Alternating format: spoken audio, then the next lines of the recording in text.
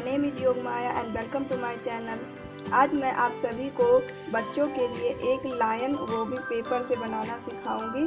तो चलिए शुरू करते हैं। सबसे पहले हम ये जो येलो पेपर है इसको कट करेंगे, फिर इस पर हम ये वाला चित्र को ड्रॉ करेंगे।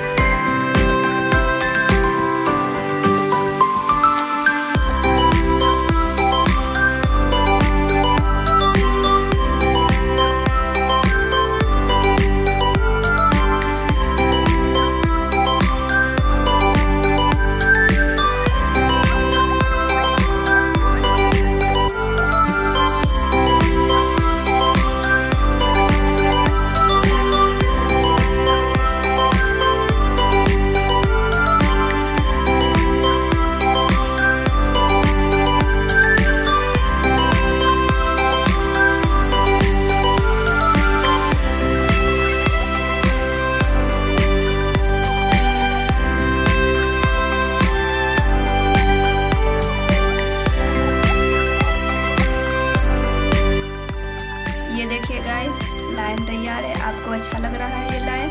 अगर आपको ये अच्छा लग रहा है तो चैनल को लाइक सब्सक्राइब जरूर करिएगा।